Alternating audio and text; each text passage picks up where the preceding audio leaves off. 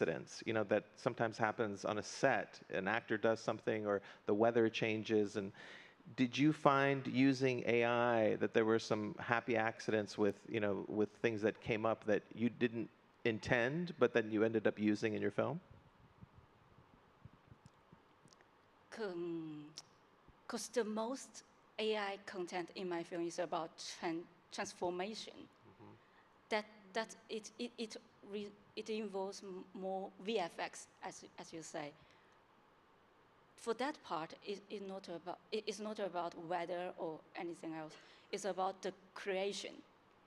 Whether AI have a good or better creation than human. For this time, I find yes. Yes, to be honest, it's better than my imagination. Yeah. So in here, in this case, you really believe that it inspired you in many ways, propelled you to select a certain, perhaps you had a general narrative in mind, but as you experimented with it, as you went through the process, and you said you went through multiple, especially with the audio clips, you went through multiple prompts, right? Yes. So did you do that consistently across many aspects of it? And did that then inform you when you said, oh, it was actually better or more imaginative? So I'm just curious in terms of what you really mean by more imaginative than yourself. What do you mean by that? For this, I have an interesting story to share about this. When I wrote a prompt to generate a transformation, I just wrote, please transform this crown to another crown. It makes mess up. Everything's messed up. Because the AI can't understand what the crown is. But if I rewrote the prompt to transform this female to another female, it understood.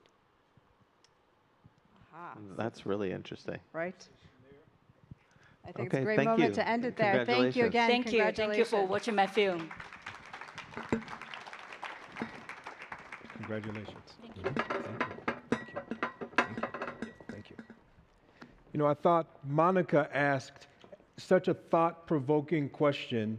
How do you choose between AI and real actors when deciding to put content together?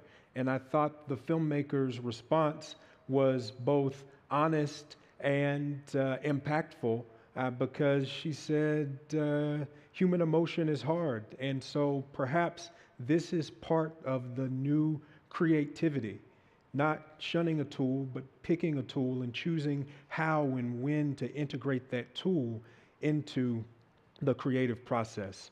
Brilliant conversation, although short. Our next film for consideration is Soledad. Enjoy.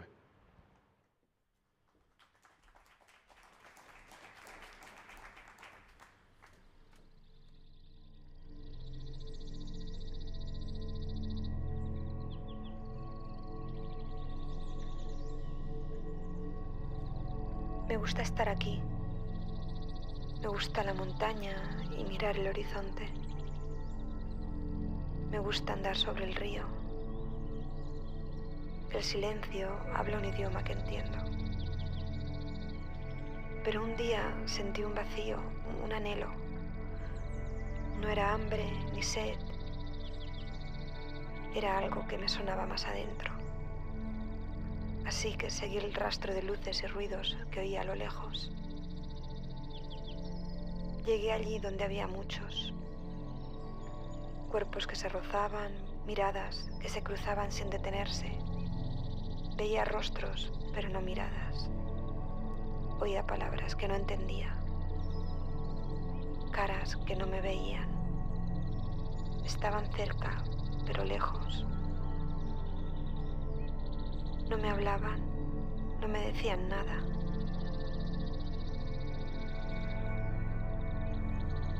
No supe qué hacer.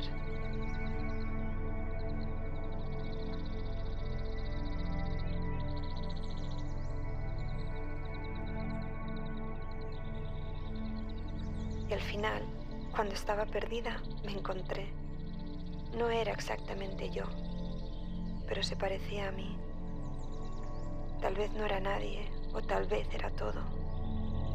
Fuimos uno. No hablé, no hizo falta.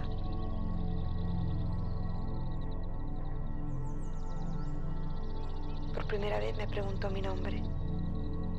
Le dije, me llamo Soledad.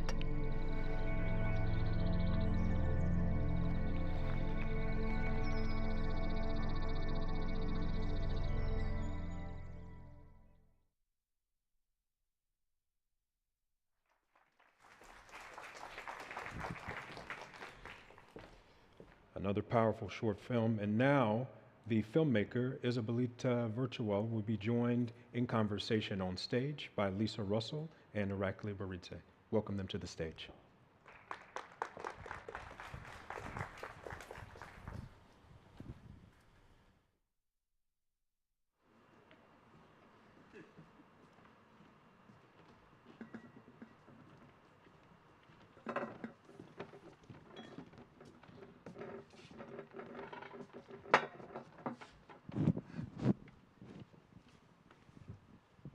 Congratulations. Thank you.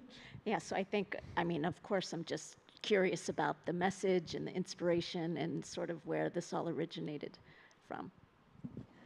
Okay, so I should be honest. At the beginning, I just wanted to explain a love story, but then I think every single story has, when it's important or when it's relevant, when it's more interesting to me, is when it has like a second layer.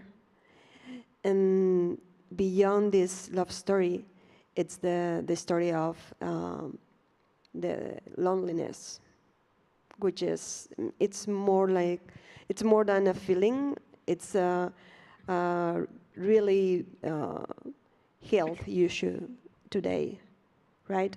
So I think the World Health Organization is raising the concerns about loneliness, and all of us feel so alone. And the irony is that in this hyper-connected era, is the moment when the people feel that is more alone than ever. Well, again, congratulations also from my side. It's a beautiful movie, and it has, to me, it had several messages, and similarly, like with the love story, with this super interconnected world where we have a lot of technologies, although technology was not shown there, how lonely we can feel. And sometimes you see, especially with the young people sitting around in the parties, which really personally annoys me when I see the kids sitting around and instead of talking to each other or doing something, they all like with their phones. Sometimes they talk to each other with their phones as well. And with ever more powerful this technology becomes, sometimes we wonder whether this is going to connect us or this is going to separate us, and what is it that we should be doing actually to have that more connectivity, to have that sort of a human touch to each other and more sort of involvement with each other, and that part of your film actually does make you think that without showing the technology, which was quite beautifully sort of reflected. But did you give that much of a technology thought there, or it was more of the instinctive level how we understood it? Okay, I'm a lover of technology. I was totally hooked by Instagram like 10 years ago or so. And I think this was probably one of the reasons, because I thought about soledad, which is like solitude or loneliness in Spanish. I had a lot of followers on social media, and this made me, like 10 years ago or so, when Instagram just appeared, and this made me feel very anxious sometimes. And it was, at the same time, it was something that pushed me to go, farther. But it's so curious that people from, the younger people from 16 to 25, they are the generations that feel more alone right now, right? But I don't want to convey like a negative message about technology. This is just part of what we are and what we want to be, how we want to use technology. So it depends on us. It's not just about, I think it's not just about new generations. It's also about, the elders, immigrants, or neurodivergent people, or just shy people, or sometimes when you don't feel like in the mood to connect with others, or you are, feeling that you just don't belong. So I don't want to, I think this is extensive to AI as well, or, everybody is like kind of, this is why we are here, right? This fear about technology or what is going to happen. It's going to happen what we want to do, with technology. So it's curious that, yes, in this hyper-connected era, we feel sometimes not connected at all, but at the same time, we have the tool for doing it, But yeah, I think it's a double sword side, It depends on us. So I have a question. Do you have a traditional background in filmmaking? Kind of. Kind of. Kind Okay. of. So one of the things that I don't think we've touched on yet, just in the AI filmmaking space, and I think we're still figuring out, is the distribution and the monetization. And if you have been active on Instagram and you were, really engaged with that, what is your process for distribution for this film? Are you doing festivals? Are you using social media? Are you thinking about monetization platforms, et cetera? Like where are you in that process? This is a very good question, because I don't know if there are a lot of creators in the audience, but visibility is not the same as making money or being rich, not at all. In fact, I have this big amount of people following me, and this doesn't mean anything in terms of business for me, at least. And yes, my film this is my first film, and yes, it is here now. It has been selected for Sora for being screened in New York in the Metrograph Theater, which was like to watch something that you have made in a theater is kind of amazing, and you have a lot of contacts and blah, blah, blah. But then there is this question about monetization, which is kind of difficult to solve, because we are almost alone, we are on our own. We have this very beautiful crew of people that we are, meeting each other, not just through social media or through WhatsApp groups or, Discord channels, but in real life, and that's beautiful. But then it's like, okay, if you have already made a film, if you have the film in festivals, so then what? That's it.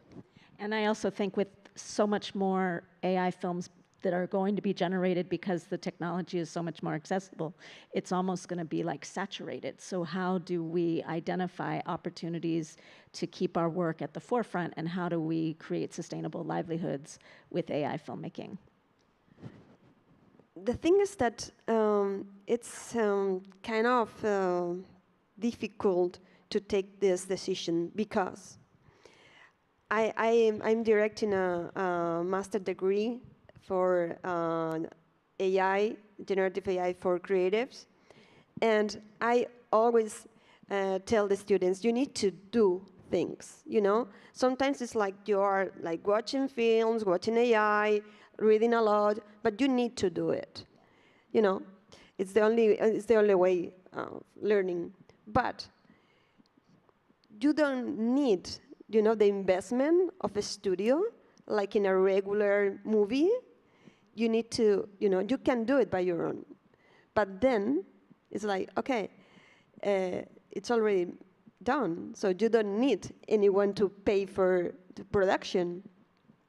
So it's ironically, we have this very important problem today, which is, okay, the film is already done because we have the tools for doing it, which is super cool.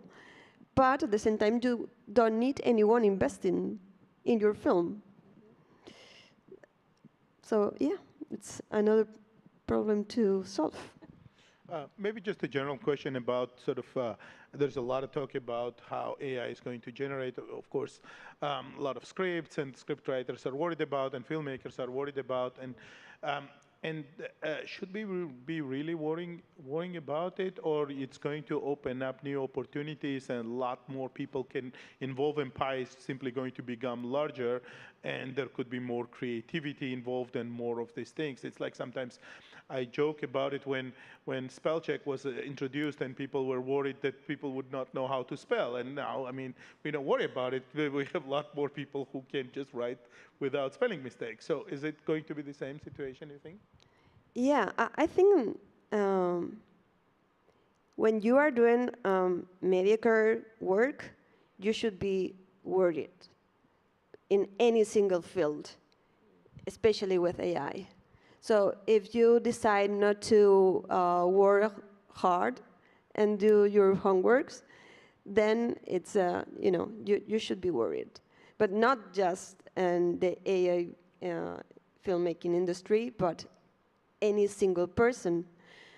I think here the most important thing, it's not the technology, it's the idea. It's the creativity. So, you don't need to be afraid of someone that can use a pencil, but you need to be afraid if you think that you cannot do something better with your own imagination. So it's about what we want to do with our brains. It's not about having thousands of images. In fact, there is something which is not very, ethic, I would say, which is the power of generating thousands of images just by clicking, a button. And you need to think about why you decide to do this film, what you want to convey, what is the message about. It's not because it's like very addictive, because it's just, you are pressing a button and then you have something incredible. And then we are having, like thousands of more images. And does the world really need this 1,000 more images or films? It depends on what this film is changing. If this film is changing anything, it's better not, spending a lot of energy for doing it. And congratulations. I mean, you did a really great job. Within 3 minutes, you made us think of many different things in a very concise way. One of my favorite books in the world is of Gabriel Garcia Marquez's 100 Years of Solitude. And some of the messages or some of the sort of reflections, what you had there reminded me of that book and those ideas reflected there, which took hundreds of pages of writing of a genius. And you did this in 3 minutes. Sometimes you can do this in a concise way, bringing bigger ideas without needing to write hundreds of pages. Thank you so much. I think sometimes you are watching a movie which is 2 or 3 hours long, and it's like, it's so boring. You don't need to, and we are now very used to binge watching, like very long TV series and everything. But at the end of the day, sometimes you don't need to spend like 2 hours for explaining something to touch someone. It's more about the story and the narrative. Like poetry, sometimes there are just 3 words that can touch you. So it's not about, how long it is, but how meaningful is the story behind. Great job. Congratulations again. Thank you so much. Thank you. Congrats. And I wholeheartedly agree. It's not about the amount of time. It is about the story. It is about the narrative. And it is about how intentional these filmmakers have been in creating content that has really significant impact for the audiences, as we've seen here this evening. As we do a quick stage setup here, let's go through how we got to the inaugural AI for Good Film Festival here at AI for Good 2025 in Geneva, Switzerland. The AI for Good team put out the call for AI short films from filmmakers all around the world.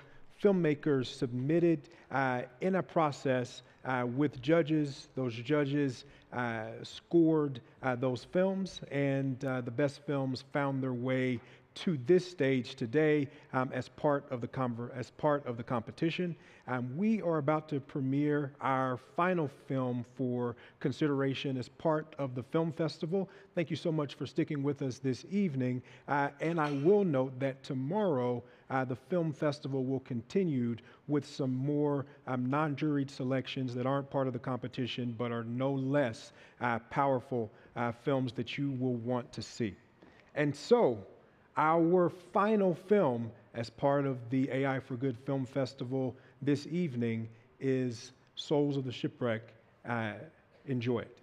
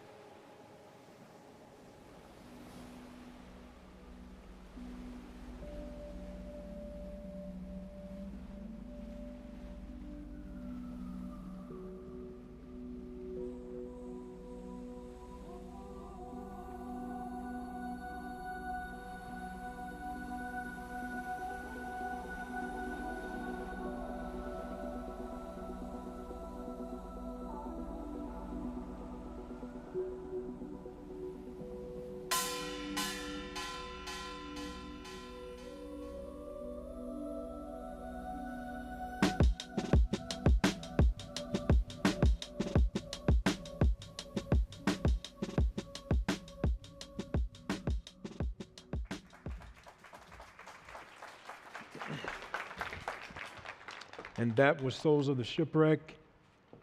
Now, joining filmmakers Jawa Danahong and Panda Gom on stage are judges Reza Safa and Michaela Ternaski Holland for a short conversation. Please join me in welcoming them to the stage.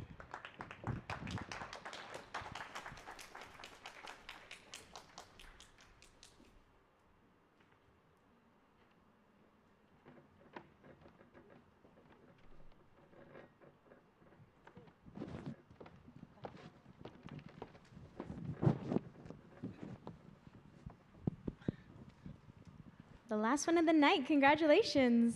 Thank you. Yes, congratulations. Really powerful, beautiful film. Reza, I know you wanted to kick us off.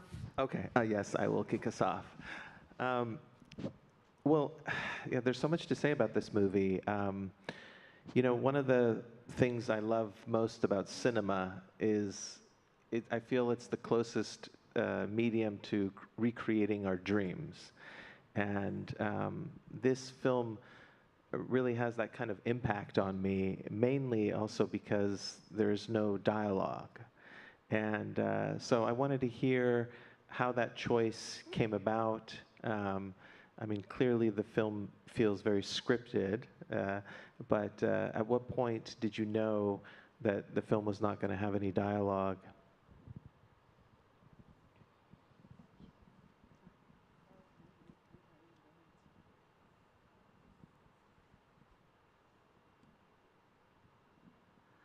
I mean,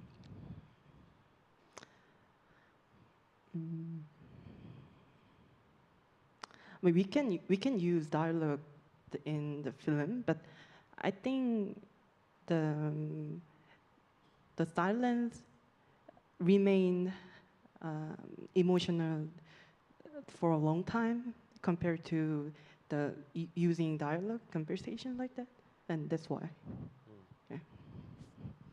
One of the things I've noticed about all the films tonight, and I think it's great that we ended with y'all's film, is this idea of color theory and this idea of using color to really portray a lot in the story, whether it has dialogue or no dialogue. Could you explain to us some of the decisions around the colors of the film, you know, the starting with the black and white, the use of certain, you know, colors in the fish, the colors on the cheeks, but it feels like there's some very clear decisions you all are making around color that really help tell the story.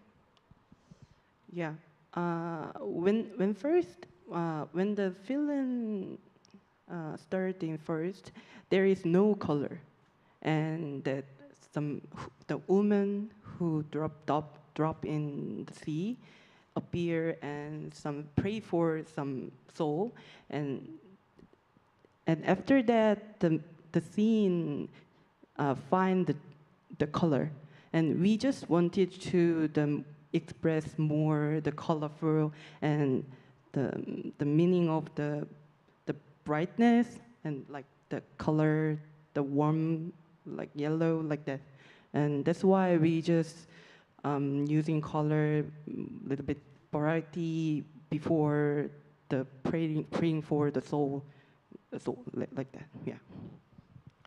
Yeah, that's the color aspect, and obviously you were speaking about the emotional aspect, and certainly I have an emotional connection with this film, and especially when you see the child. I'm curious because also I feel like music plays a very important part, and I also want to know a little bit about your backgrounds. If you were a traditional animator, filmmaker, or was AI enabling you to do animation? But the music, what I noticed was it had a very kind of almost like a classical kind of score, but then there's these almost sound effects that with music used that are very modern in terms of synthesizer, and then obviously then the music kind of shifts into a more modern feel. And I just kind of wanted to hear more about those decisions. Okay.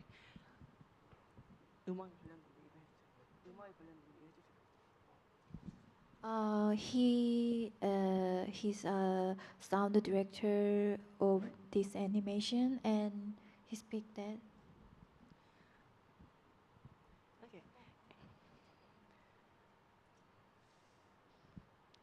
to be honest, he is a K-pop music producer, and this is first time to make the Korean traditional the music like that.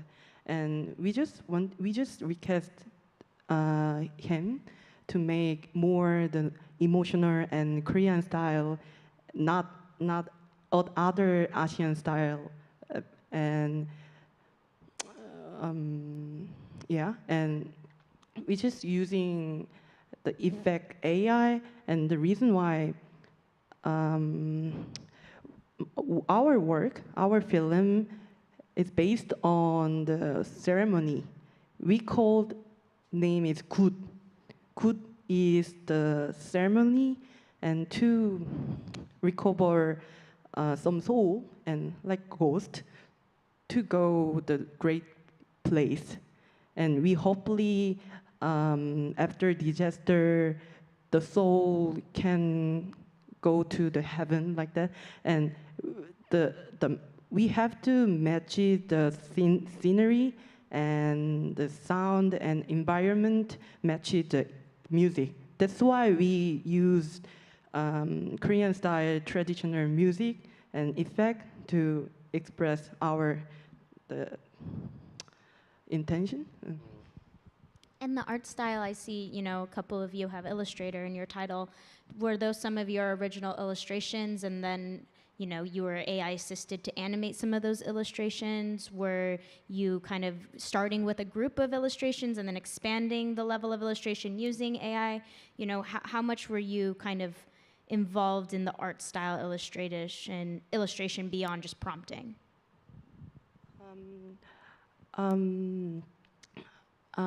Image using in the film, we every part using AI, yeah, from the Mid Journey, and we can draw. We didn't draw anything. Wow. Yeah. And is this the first time you've used AI, and are you going to be using it more in your work going forward? No, it is not first time. I worked in before music video, all create AI animation in music video, and I use the AI create video fashion film or yeah. Yeah, we are going to make new film With AI. yeah, with AI. So as you all are kind of here on this stage, and as you all are seeing your film, there's this kind of feeling, I think, that a lot of AI filmmakers or filmmakers using AI, they look at their films, they go, oh man, like the hours of work, the amount of generations, like I would never want to go back and remake that film to make it look better, even if I get the opportunity to do it, because it's almost like working with AI, it's like there's sort of a backward forward process that you like once it's done, you're done. Do you have that feeling of saying, like, you know, out of X amount of generations we saw in the film, there was thousands, if not hundreds, sitting on the cutting room floor. The art style even, or the animation style, is really difficult to like continue to work with. Like, are you all feeling that way about the film, or would you want to go back in and maybe, like, I know some of the newer video generation models sometimes can like make certain moments seem even more lifelike or more realistic. Like, what do you all feel in that way? Do you want to go and improve your current films? Do you want to just go and make new films? Oh, it's quite difficult to answer. Can you repeat again? Sure, yeah. So, I don't know, Reza, you feel free to chime in here, but I feel like the new video models come out every week, right? Midjourney just launched their new video model. You know, there's this feeling constantly in this space that you're always like, if you spend a month making a film, you're already behind. And I really find that some creators are like, yeah, I would never go back to my old work and make new work. Oh, I would never go back to my old work and make it better with the new video models. I just want to keep making new work. But there are some creators out there that are like, no, like I didn't do that film justice. I want to like make it even better with the new video generation models. But it really depends on the creator. Like, would you, I mean, now, well, first of all, when did you complete this film? Was it a year ago, or 5 months ago, or? because the technology in AI changes pretty rapidly within 3 months. So, I mean, I think she's, wondering, would you, with the new technology, change anything to this, or would you just keep it as is? Thank you. Actually, this film is finished in April. It's 3 months ago, maybe, and but I agree. Every week, a new AI come and update. But I think it is better. It is the chance to make different the work. And how about you? 아,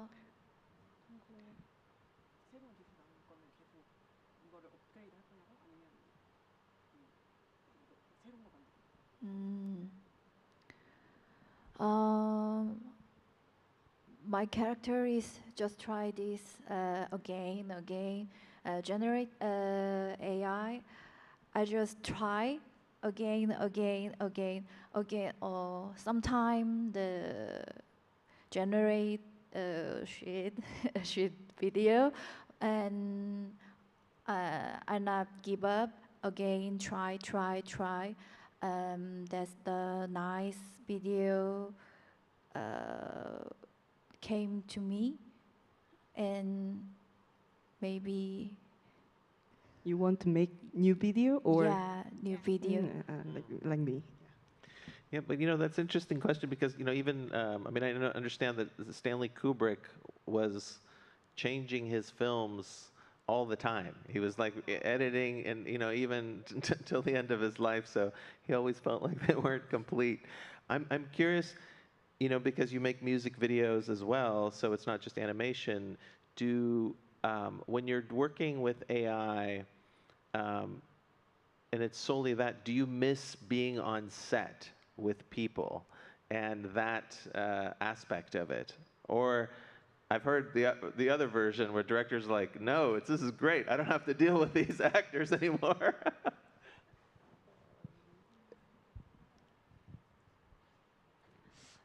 You mean I miss it on set? Yes. No. In our point of view, when we start the AI, when we start making video using AI, because the budget, the actual shooting, the filming is quite expensive, and it depends on the how do I say the investor, and we always introduce our work to other invest, and if they didn't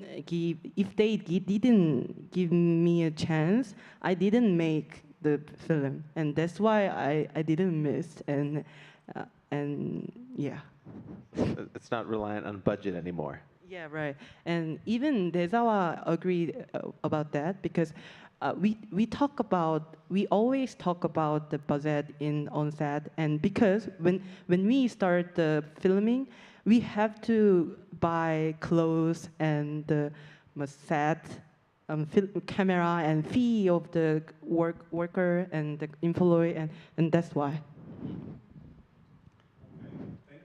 Thank you. Thank you. And for our filmmakers, please stay on set. We're going to have a special presentation for you. I believe our judges can go ahead and leave, and we'll invite our other filmmakers on stage here as well. Congratulations to all of you. Please stay right here. Just stay right here. And I'll invite our other filmmakers to come up who have participated this evening. Thank you. Thank you. So this is the conclusion of the inaugural AI for Good Film Festival, or the first night of the inaugural AI for Good Film Festival. This evening, there were 4 films that were part of the competition. that were judged, that were screened, as well as one world premiere. Tomorrow night, we'll have 3 more films that will be screened this evening, and we hope you'll join us at 6:30. The judges are currently presenting our filmmakers with certificates of appreciation, and the winners of the AI for Good Film Festival will be announced tomorrow right here on Center Stage, and we hope you'll join us for that conversation. Please join me in giving our filmmakers another big round of applause. Congratulations, everyone.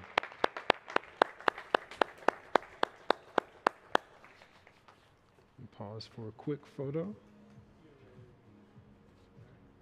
Okay. Well, thank you again for joining us this evening. We hope that you enjoy the rest of your evening. There are a number of side events and, of course, networking opportunities. And some of you may want to stay around to talk to some of our filmmakers. If not, we hope to see you tomorrow bright and early, as programming will begin tomorrow morning here on Center Stage, as well as throughout this venue. And again, stay tuned for the announcement tomorrow afternoon, and of course, the second day of film screening tomorrow evening. I'll see you then.